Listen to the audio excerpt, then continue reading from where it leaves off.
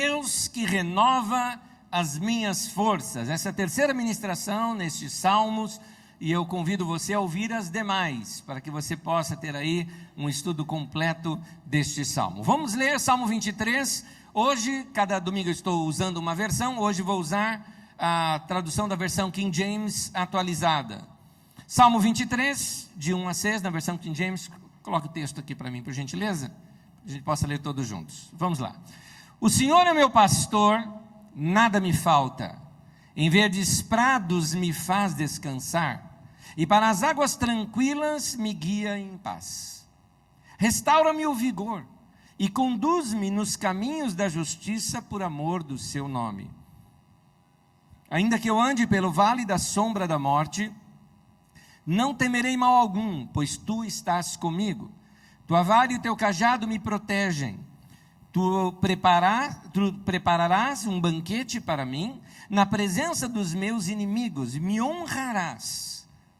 A felicidade e a misericórdia certamente me acompanharão todos os dias da minha vida, e habitarei na casa do Senhor por dias sem fim.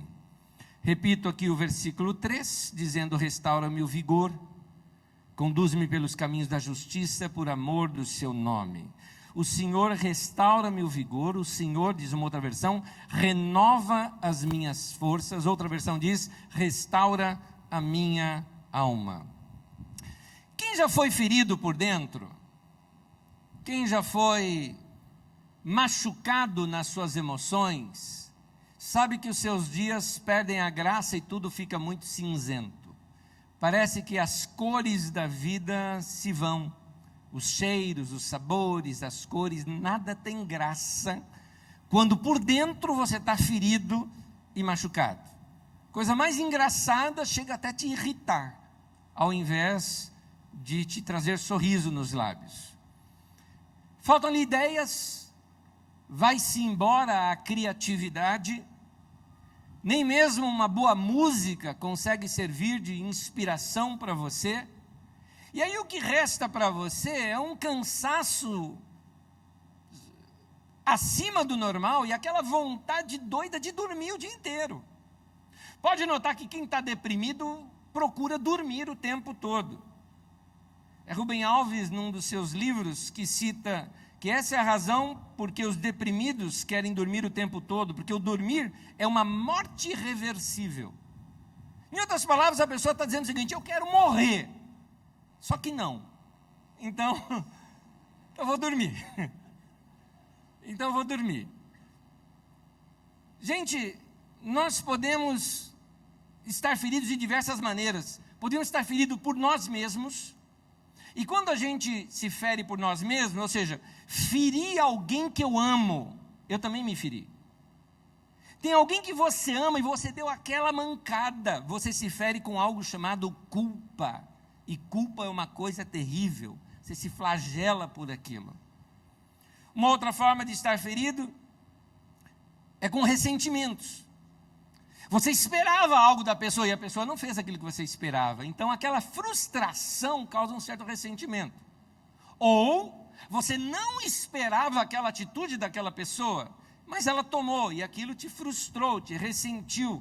Você não imaginava, por exemplo, que tal pessoa estivesse falando mal de você e aquilo te ressente. Ruim. E aí você também pode estar machucado por dentro com a amargura. Amargura é aquele negócio que parece que trava tudo por dentro. Eu costumo dizer que ela lembra um pouco a angústia. No caso, lembra um pouco como se você tivesse um curto-circuito dentro do peito, não é? Tem alguma coisa estranha lá dentro. Você está com uma azia na alma, não é?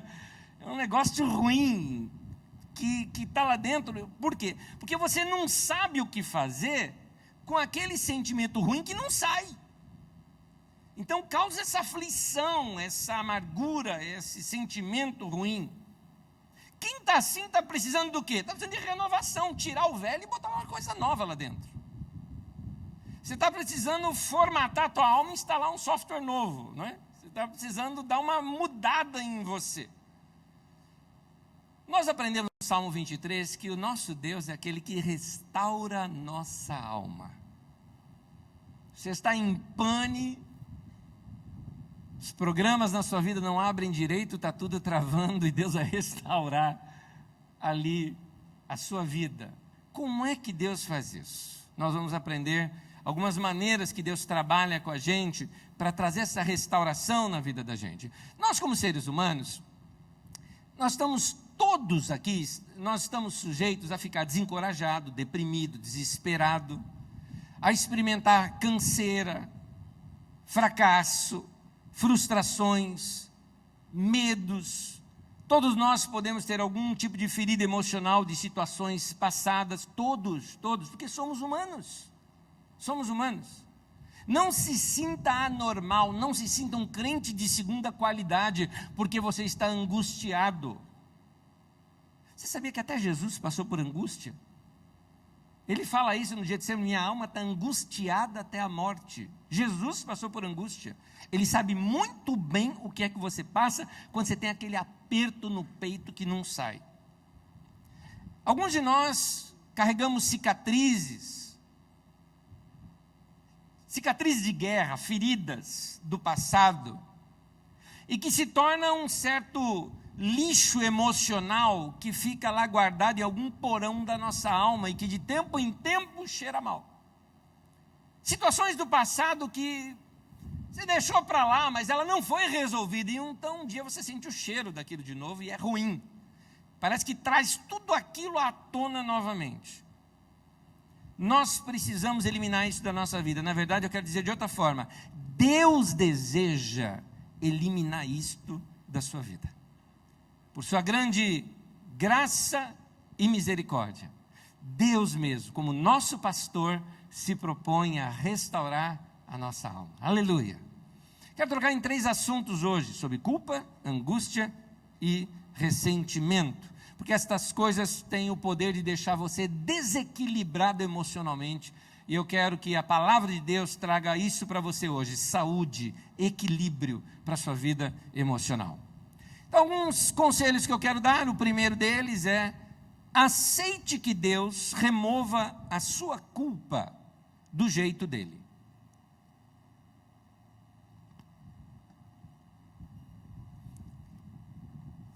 Aceite que Deus remova a sua culpa do jeito dele.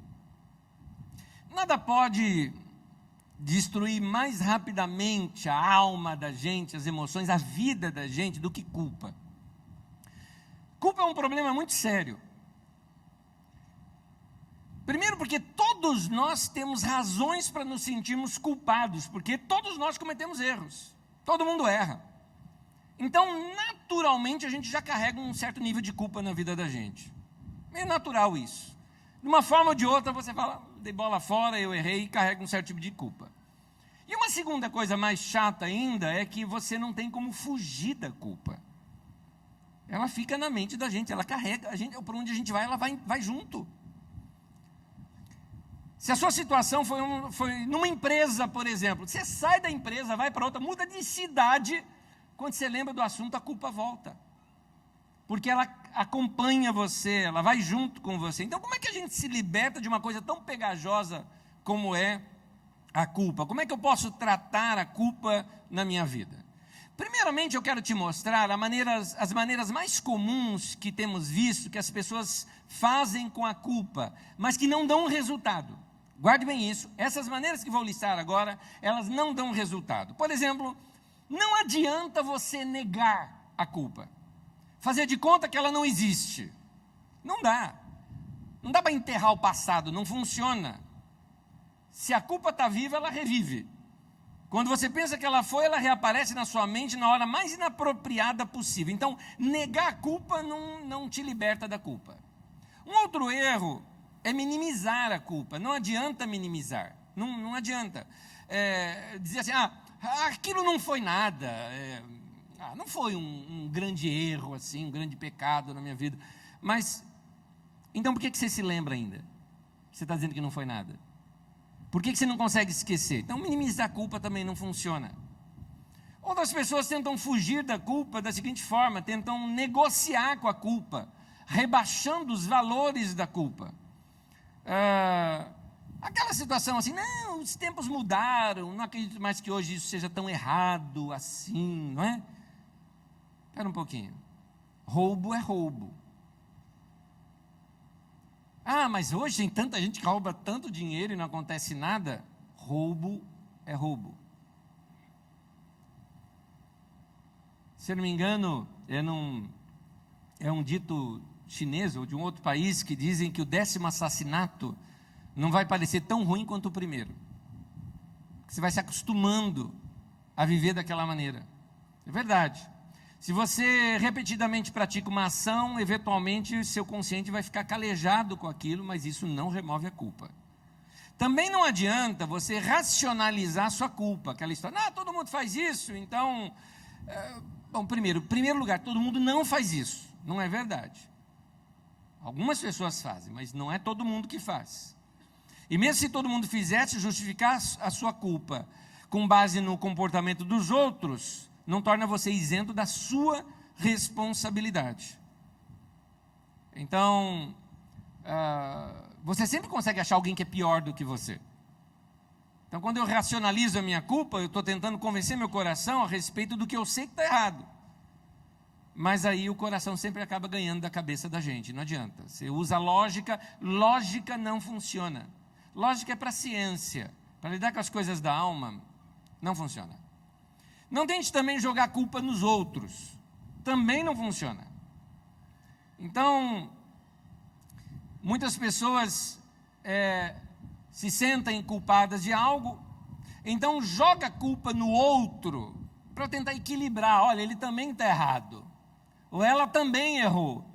Então, isso equilibra um pouco os fatos, mas isso não isenta a sua responsabilidade. A maior parte das pessoas se autoflagela com a culpa. Nos punimos a nós mesmos. Não manda a culpa a ninguém. Não, a culpa é toda minha, eu não presto, eu não sirvo. Isso também não resolve. Porque a gente sabe, no fundo, que alguém vai pagar o pato pelas coisas que fizemos de errado na nossa vida. E subconscientemente nos preparamos para pagar pelos nossos pecados. Mas você não consegue pagar pelos seus pecados.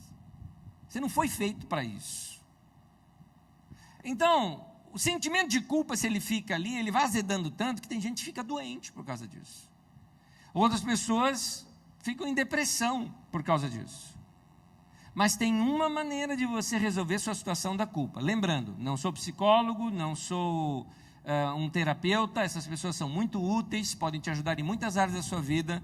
Sou um pastor, e como pastor quero te ensinar a palavra de Deus, e o que a palavra de Deus tem a dizer como uma culpa. Culpa a gente sente por causa de algo chamado pecado, e pecado, ninguém consegue pagar pecado no seu lugar, só tem uma pessoa que pode pagar os seus pecados, e esse já o fez, e é o Senhor Jesus.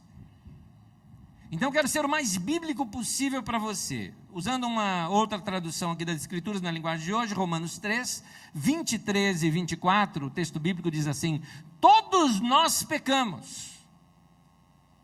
Apesar disso, apesar de que eu e você pecamos, Deus nos declara isentos de culpa, se cremos em Jesus Cristo, que em sua misericórdia, graciosamente perdoa os nossos pecados. Irmãos queridos, uma das verdades básicas dos ensinos de Jesus, uma das bases do cristianismo, é que Jesus Cristo já pagou todos os nossos pecados, tudo que eu e você já fizemos de errado na nossa vida, tudo que você fez de errado, tudo que você já errou, tudo até que você ainda possa vir errar, o preço desse pecado já foi pago e resolvido lá na cruz do Calvário. Essa é a grande mensagem da cruz, esse é o evangelho de Jesus, ele já pagou por isso. O que você precisa fazer é pedir para que Deus te perdoe e receber o que Jesus Cristo fez na cruz, no seu lugar. E é simples assim, aceite, aceite. É mais ou menos o seguinte, vamos imaginar que eu tenho aqui uma dívida enorme, que eu não consiga pagar com meu amigo aqui, o Carlinhos. E aí eu tenho uma dívida com o Carlos e não consigo pagá-lo. Peguei um carro dele, fui pagar, deu um problema grave na minha vida, não consegui pagar e estraguei o carro, não dá nem para devolver o carro. E, enfim, tem uma dívida que eu não tenho dinheiro para pagar. O que eu vou fazer com isso? Então eu estou sem graça, eu fico longe dele, eu me sinto culpado, o cara foi tão legal comigo e eu agora falhei. E aí o que eu vou fazer para pagar essa dívida? Alguém com muita misericórdia chega assim e percebe e fala, puxa vida, eu lamento tudo que aconteceu, eu estou entendendo e eu estou com condições de te ajudar nisso. Ele não fala nada para mim, ele chega lá para o Carlos e falou, Carlos, quanto que ele deve? 40, 50, 60 mil? Está aqui, ó, está pago, não te deve mais nada.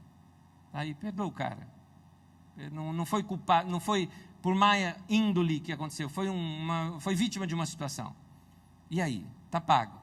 Só que aí eu continuo naquela sensação, eu estou em dívida com o Carlos, eu estou em dívida com o Carlos. E aí essa pessoa chega para mim e fala assim, Anésio, sua dívida foi paga.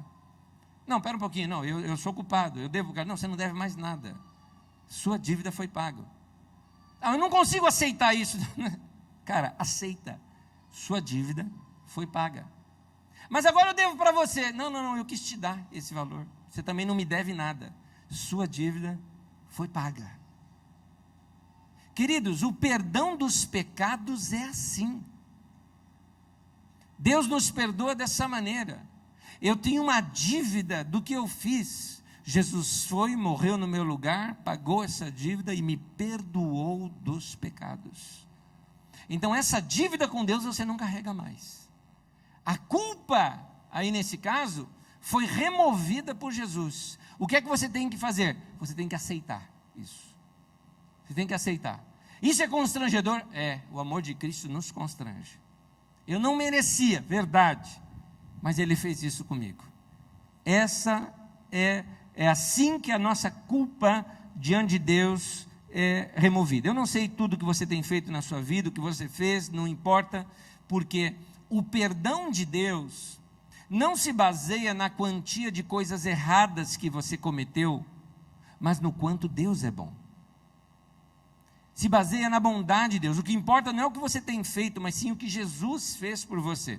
Continuando aqui em Romanos 3, então, repetindo o texto, 3, 23, 24, todos nós pecamos, e apesar disso Deus nos declara isentos de culpa, se cremos em Jesus Cristo, que em sua misericórdia, graciosamente, perdoa os nossos pecados. Como é que nós recebemos o perdão de Deus? Crendo. Não é fazendo súplica, não é subornando a Deus, porque com Deus a gente não negocia. Deus, se o Senhor me perdoar, então eu vou te servir mais, não vou faltar um culto na igreja. Não é isso que Deus quer de você. Ele quer apenas que você confie, que você creia e que você aceite o dom gracioso de Jesus Cristo. E essa é a boa notícia, uma dádiva bondosa da parte de Deus para conosco. Eu posso ficar com a minha ficha limpa, começar tudo de novo, ter uma consciência limpa diante de Deus. Colossenses 2, no versículo 13 e 14, diz assim: Deus perdoou todos os nossos pecados e anulou a conta da nossa dívida. Ele eliminou completamente essa conta, pregando-a na cruz. Todos os nossos pecados, quando Deus perdoa, Ele perdoa completamente. Ele perdoa os seus pecados, lança, como diz o profeta, lá no fundo do mar, e eu completo, e ainda coloca uma placa dizendo proibido pescar. Esquece disso. Deus jamais trará à tona novamente os seus pecados que já foram perdoados. Depois que você paga uma conta, você fica preocupado acerca da sua conta? Claro que não, a conta foi paga. Então é assim, se alguma coisa acontecer de errado na sua vida, você não deve pensar, por exemplo, alguma coisa, situação ruim acontece depois. Não pensa que Deus está acertando contas com você, não é? Deus não está querendo acertar contas com você. Ele pagou sua dívida para que você não precisasse pagar mais. Jesus foi pregado na cruz para que você parasse de pregar a si mesmo na cruz. Então Jesus foi pregado na cruz no nosso lugar. Aceite que Deus remova a sua culpa do jeito dele. Amém, queridos? Esse é o primeiro passo. Porque se eu pequei contra alguém, porque veja bem, eu não tinha cara de encarar ali o Carlos naquela situação em que eu contei. Mas alguém bondoso foi e pagou isso no meu lugar. No momento em que eu aceito a bondade daquela pessoa, eu posso chegar no Carlos e falar: agora eu tenho uma questão moral para me acertar com você. Eu preciso lhe pedir perdão. Eu preciso me acertar com você. Eu preciso do seu perdão. Agora eu tenho força para me acertar com as pessoas. Entenda bem, o primeiro passo, busque se acertar com Deus e ser livre da culpa. Uma vez perdoado por Deus, em paz no coração com Deus, procure as pessoas a quem você danificou, a quem você errou. Pague suas dívidas com elas, tenha conversas olho no olho, saiba pedir perdão às pessoas a quem você errou. Uma vez que você está livre diante de Deus, sem a culpa, fica muito mais fácil consertar os nossos relacionamentos aqui. Amém, queridos? Segundo, você não precisa ser prisioneiro das suas angústias. Às vezes nós sofremos por coisas que nós mesmos causamos. Mas nem tudo o que fere a nossa vida são coisas que nós causamos, como foi aqui o nosso primeiro ponto. Outras vezes eu sofro coisas que são feitas contra mim. Ou até mesmo eu sofro porque pessoas que eu gosto estão sendo feridas, então aquilo também me machuca. A verdade é que nós vamos ter sofrimento durante toda a nossa vida, experimentaremos situações difíceis na vida, até solidão, sofrimento, porque aqui não é o céu, aqui é terra, gente. Bem-vindo, bem-vindo. Que não é paraíso esse lugar é lugar cheio de gente. Nós podemos ter sentimentos machucados, desespero, angústia, dor, ressentimento. Isso não é profecia não que eu estou te dando. Eu só estou dizendo que nós podemos nos prevenir dessas coisas, procurando entender como é que Deus trata conosco no meio delas.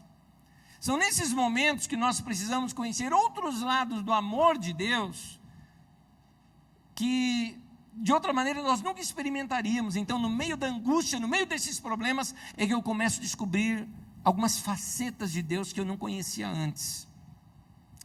Vou lhes contar a história de um homem na Bíblia, um dos grandes escritores na Bíblia.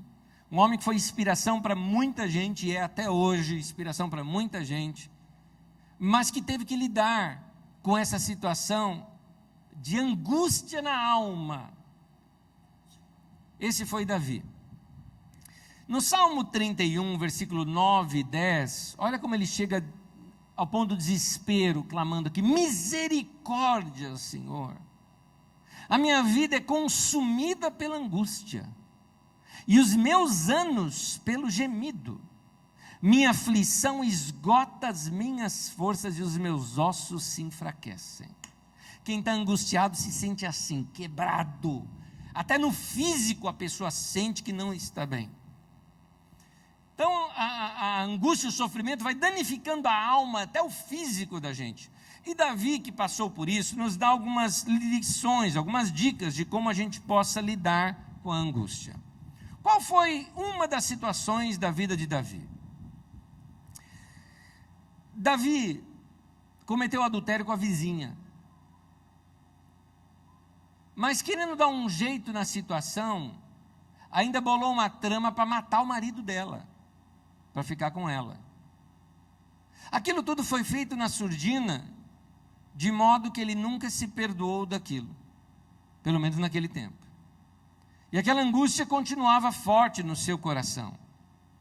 O Salmo 51 nos mostra um Davi chegando diante de Deus e abrindo e rasgando o coração e contando tudo isso para Deus. E ali então ele entende e recebe o perdão. Mas nasceu um filho dessa relação.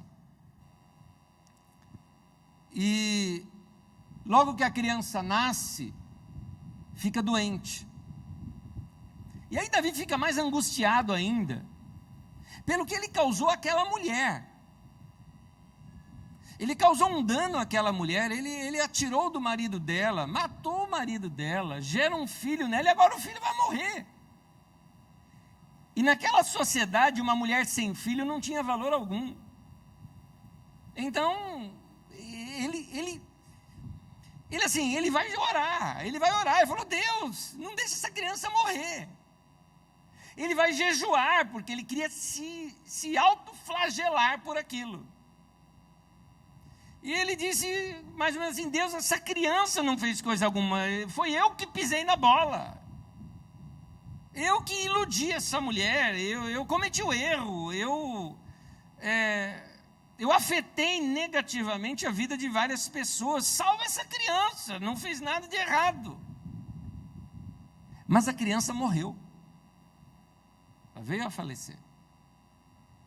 Então, com aquela angústia toda, o que é que Davi fez no meio daquela angústia toda? Então, vamos aprender algo com Davi aqui.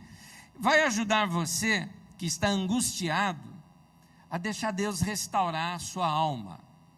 São 3 lições que eu quero tirar aqui de Davi. A primeira delas é: aceite o que não pode ser mudado. O texto é 2 Samuel 12, versículo 22 e 23, que ele fala assim: enquanto a criança ainda estava viva, eu jejuei e chorei. Mas agora que ela está morta, por que eu devo jejuar? Poderia eu trazê-la de volta à vida?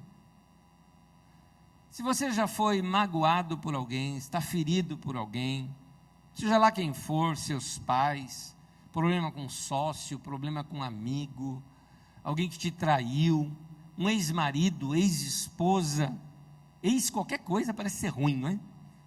Parece, né? Principalmente quando foi rompimento. Por mais que você queira se lamentar, nada pode mudar aquele passado, já aconteceu. Então, o primeiro passo para você restabelecer uma saúde emocional, uma cura, restauração da sua alma, é a aceitação. Aceite aquilo que não pode ser mudado. Tem coisas que não vai mudar. Eu não tenho como mudar minhas experiências passadas, eu não tenho como mudar as minhas feridas emocionais. Você não tem como mudar isso mais. Então, a aceitação é o primeiro passo para curar a nossa mente, vontades, emoções.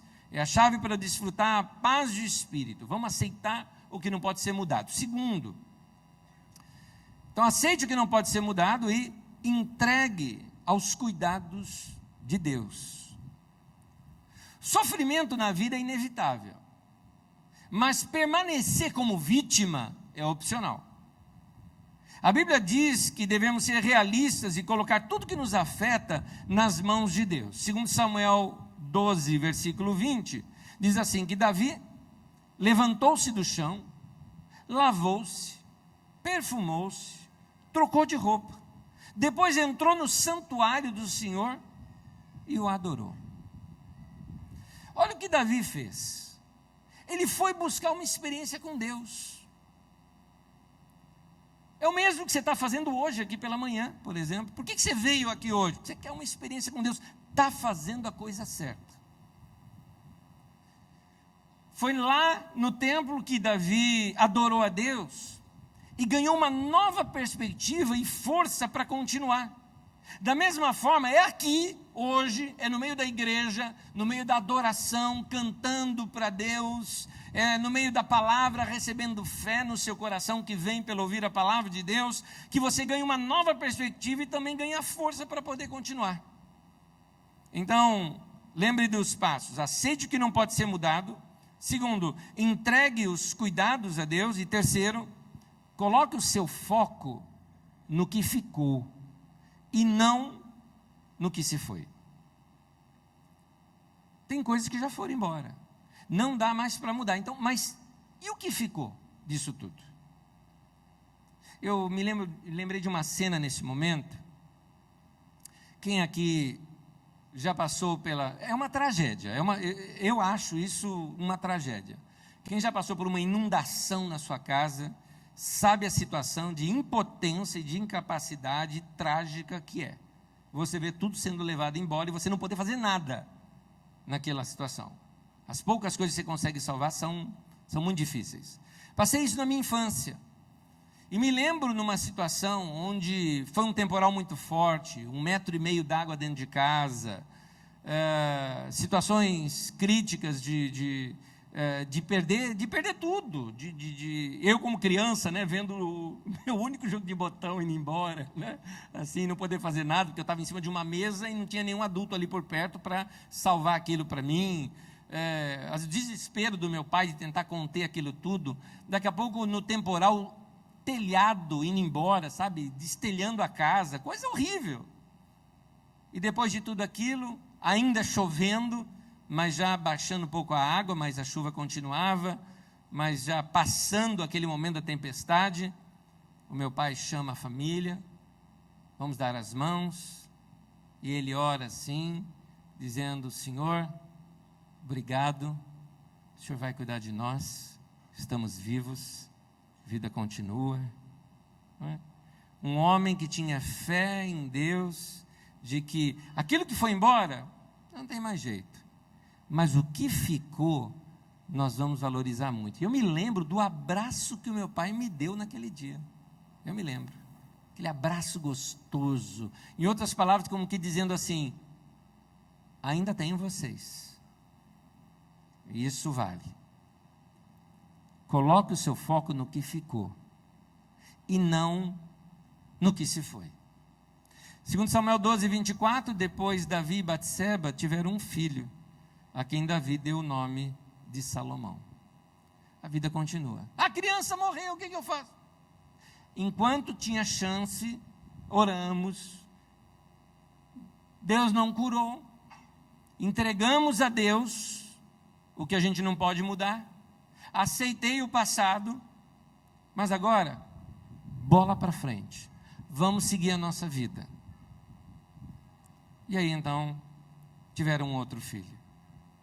Quanta coisa boa você ainda tem do seu lado. Você que passou aí por uma enchente na sua vida, por um tsunami na tua vida. Talvez perdeu emprego, perdeu família, perdeu tanta coisa, perdeu amigos. Mas e quem ficou? Não merece uma atenção maior agora? Alguém te magoou, sim, mas todo mundo te magoou. E quem está ali do teu lado? Por que você fica chorando por aquelas pessoas que te traíram, que te abandonaram, e os teus amigos que estão do teu lado, você não dá atenção para eles? Um dia eu conversava com um rapaz aqui na Carisma, o cara estava desesperado porque a namorada tinha deixado ele. Dava para entender, ele gostava dela, mas ele que deu mancada, e ela simplesmente se encheu dele, não é aquela coisa assim, desmanchou o namoro e tem chance de voltar. Não, ela não queria mais saber do cara mesmo, falou: não, um cara desse eu não quero mais na minha vida, não. Ele se tocou que ele errou, que quis consertar a vida, mas tarde demais. A menina falou: estou em outra, tchau, acabou.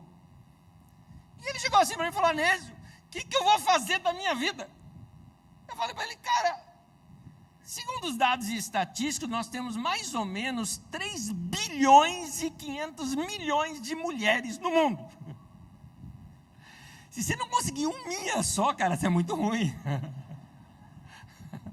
Segue a vida, homem. Segue a vida. Tem muita gente ainda para você conhecer. Não dá para mudar. Passou, acabou. Esse relacionamento já se foi. Ela está em outra situação. Segue a tua vida.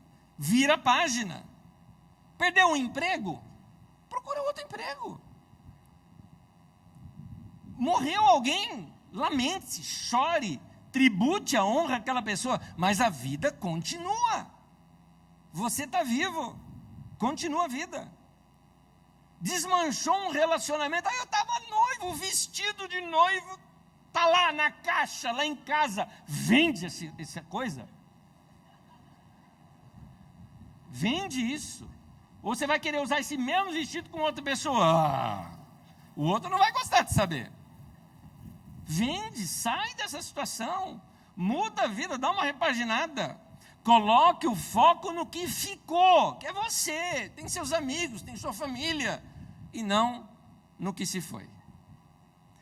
Terceiro e último conselho, hoje aqui: não deixe que seus ressentimentos firam você.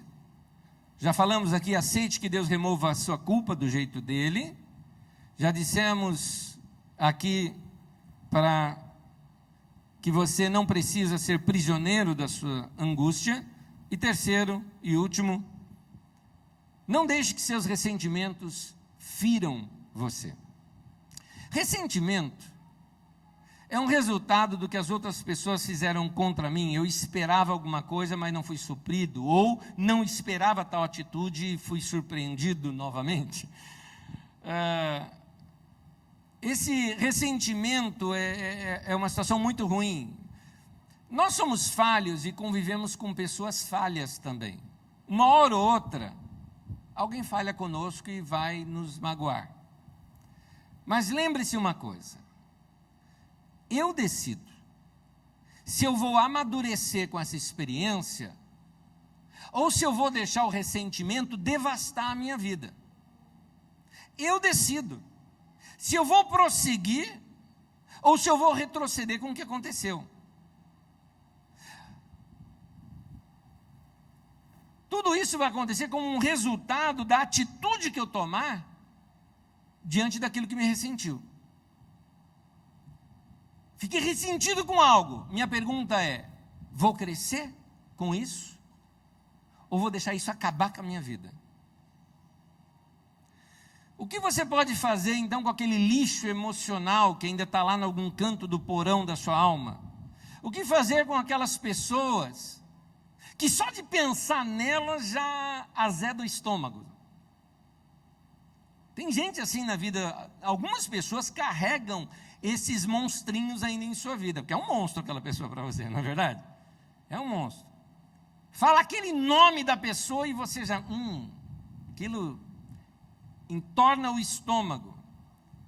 O que é que você tem que fazer com isso? Essa lição nós vamos aprender lá no livro de Jó. No livro de Jó, no capítulo 5, versículo 2, já começa dizendo assim: ficar desgostoso e amargurado é loucura, falta de juízo que leva à morte. Sofrer uma amargura é uma coisa, agora ficar com ela, cuidar dela, dar carinho para a amargura, né? Uma caminha gostosa, isso é loucura. O ressentimento não fere a outra pessoa, fere você. Mas eu estou amargurado com aquela pessoa, eu detesto aquela pessoa. A pessoa não está sentindo nada do que você está fazendo. Não existe voodoo. Isso é desenho animado, é crendice popular. Se você acha que você ficar amargurado, você vai machucar aquela pessoa, vai nada. Vai machucar você. A outra pessoa pode nem estar sabendo que você está ressentido contra ela. E continua vivendo a vida numa boa, e está aí você, se amargurando, se autoflagelando.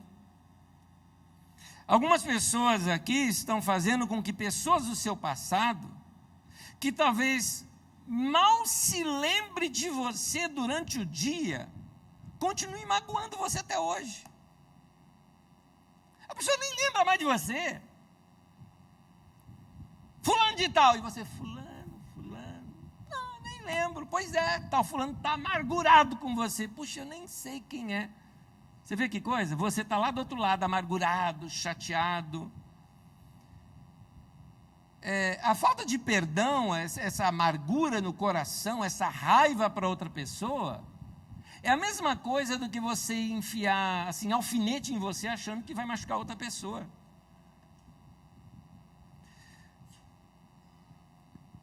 Gente, o que passou, passou.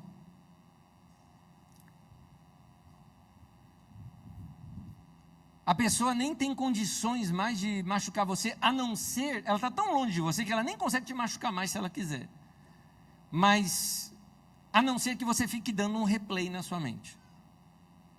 Porque tem gente que faz assim, pega aquela cena que amargurou, e um dia resolve fazer uma sessão pipoca com aquela cena. Põe lá na telona da sua vida, pega uma pipoca, ainda senta e fica lá... me machucou, e a outra pessoa nem sabe daquela tragédia mais. Toda vez que você reprisa o ressentimento, você é magoado novamente. Você tira a casquinha da ferida e vai lá e cutuca de novo. A pessoa pode até já ter morrido, mas ela continua magoando você de lá para o cemitério. Você lembra dela viva. Não é uma loucura isso? O que o texto diz? Ficar desgostoso e amargurado é o quê? É loucura. Realmente é loucura.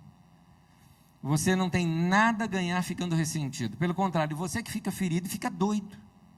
Falta de juízo. Vai morrer por isso. Ficar desgostoso e amargurado é loucura. Uma pessoa uma vez chegou assim para mim e falou: mas eu odeio, eu não conseguia falar outra coisa. Eu falei o seguinte: se eu te pedisse para você dar um presente para essa pessoa, de todo o seu coração, você daria? Não, eu odeio. Pois é, mas você está dando um presente fazendo isso. Você acha que a pessoa não gosta de você? Ela não gosta de mim. Então, você ficando mal, você está dando um presente para ela. O que eu tenho que fazer? Fica bem. Fica bem. Era uma mulher com um problema com o ex-marido. Falei: menina, fica bem. Dá um banho de shopping, fica bonitona, ainda passa na frente para dizer: ó, o que você perdeu. É isso, dá a volta. Jó 18, versículo 4. Com a sua raiva, você só está ferindo a si próprio.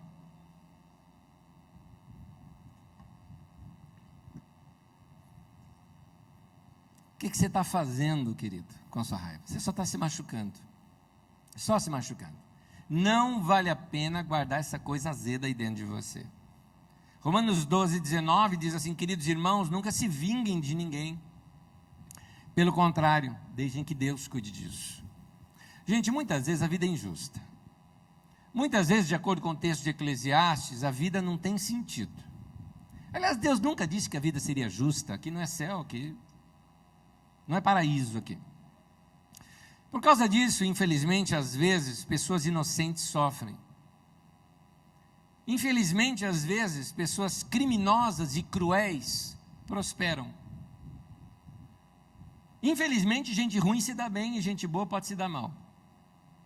Nem sempre se faz justiça nesse mundo. Mas Deus diz que um dia Ele vai fazer o acerto de contas.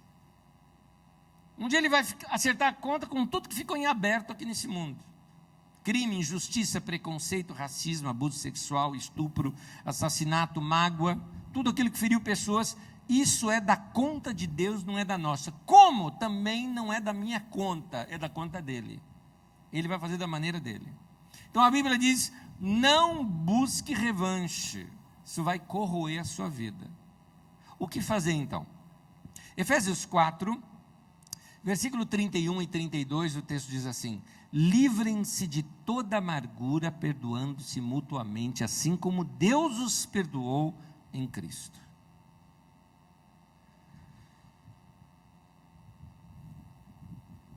Esse caminho pode parecer difícil, mas é o único. Até porque Jesus mesmo falou: a porta é estreita e o caminho é estreito. Só tem esse. O caminho é perdoa. Perdoe alguém. Você vai perdoar alguém. Mas você não sabe o que a pessoa fez contra mim. Não é maior do que o que você fez contra Deus. Então, se Deus te perdoou uma dívida muito maior, perdoe também as pessoas. Porque o que eles fizeram contra você não é maior do que o que você já fez contra Deus. Foi Martin Luther King que disse que a amargura é cega. Se eu permitir que a amargura entre no meu coração, ela vai me cegar. Ela vai me cegar. Primeiro, eu não vou reconhecer bem nenhum no mundo. Eu vou achar que está tudo errado no mundo. Com a amargura dentro de mim, tudo que eu passo a ver é o lado ruim das coisas. Eu acho que todo mundo é ruim, que tudo está mal, que tudo está errado. Ela me deixa cego até para perceber o que Deus quer fazer na minha vida. Deus, Ele quer tornar algo que é nocivo e prejudicial em algo bom que coopere para o nosso bem. Mas se eu estiver amargurado, eu não vou conseguir enxergar essa verdade. Então eu preciso entregar isso para Deus, me livrar desse peso. Você nunca vai ser curado das suas mágoas e dos seus ressentimentos se não receber o perdão de Deus através de Jesus, para então poder oferecer perdão às outras pessoas.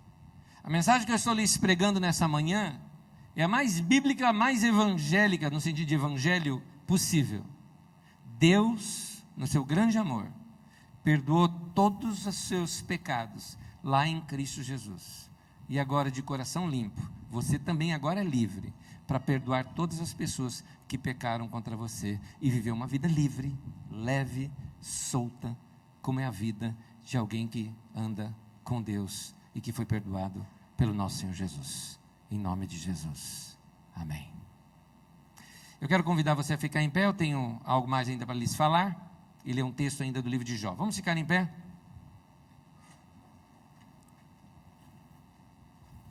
Texto de Jó no capítulo 11, de 13 a 16. Consagre o seu coração a Deus e estenda as suas mãos para Ele. Isso fala de adoração. Então, você andará de cabeça erguida, puro, firme e sem medo. Você esquecerá as suas desgraças, lembrando-as apenas como águas passadas. Que palavra boa para nós essa. Meu querido, você ainda está permitindo que pessoas do seu passado continuem magoando você até hoje? Você precisa dar um basta nisso. Não permita que isso continue acontecendo na sua vida. Sem a sua permissão, os acontecimentos do passado não deveriam te magoar. Eles não têm poder de te magoar. Não permita isso. Passado é passado. Entregue aos cuidados de Deus a sua angústia, culpa que você sente, seus ressentimentos. Ele vai te dar força para isso. Deus vai te dar força para isso. Eu vou reler, por gentileza, coloque para mim o texto de Jó 11, 13 a 16. Faça esse passo hoje. Consagre o seu coração a Deus e estenda as suas mãos para Ele. Aquela atitude de louvor e adoração e de entrega, não é? Você estende as mãos e se entrega. Então você andará de cabeça erguida, puro, firme e sem medo. Você esquecerá das suas desgraças, lembrando-as apenas como águas passadas. Você vai olhar para trás e vai falar: realmente aquilo aconteceu na minha vida, mas passou. Deus cuidou de mim. Deus me livrou do mal. Estou vivo, estou viva. E o mesmo Deus que cuidou de você vai cuidar do futuro também. Teu futuro está nas mãos dele. Ele vai cuidar de você. Esse é um momento para nós orarmos agora aqui. E você que precisa de cura, esse é o momento para você entregar isso aos cuidados do Senhor nessa manhã. Vamos orar juntos? Vamos todos fechar os olhos nesse momento. E eu quero dizer, você que entrou aqui hoje, foi surpreendido nessa palavra, reconhecendo que há sim cura, mágoa, tristeza no seu coração. Eu convido você nesse momento a entregá-las nas mãos de Deus. E você vai pedir para Deus o quê? Força nesse momento. Não para espancar a pessoa que você tem com problema, mas para perdoar. Você vai falar: Deus, me dá força para eu levantar minha cabeça, andar de cabeça erguida, andar com dignidade e olhar para o passado exatamente assim, como águas passadas. Já foi. Se você está nessa situação, convido você a ir baixinho no seu lugar. Não precisa ser em voz alta não. Você vai repetir uma oração comigo. Pode ser até aí na sua mente, mas eu quero que você seja sincero com Deus em fazer essa oração. Eu oro e você responde aí para você no coração com Deus. Senhor Jesus, antes de tudo eu te peço que o Senhor perdoe os meus pecados e os meus erros. Perdoe as minhas faltas, as minhas falhas e no que falhei. Oro também, Senhor, para que o Senhor me dê forças para continuar. Que o Senhor me dê forças para perdoar. Me dê forças para levantar a cabeça, olhar para os céus, estender as minhas mãos para o Senhor, te adorar. e saber que com o Senhor eu serei mais que vencedor nessa vida. Coloca fé no meu coração, de que o que me espera no futuro é muito melhor e superior a qualquer coisa que eu já experimentei no passado da minha vida. Senhor, que o passado sejam águas passadas e não um filme que eu esteja revendo sempre na minha vida. Eu deleto esse filme do meu HD em nome de Jesus.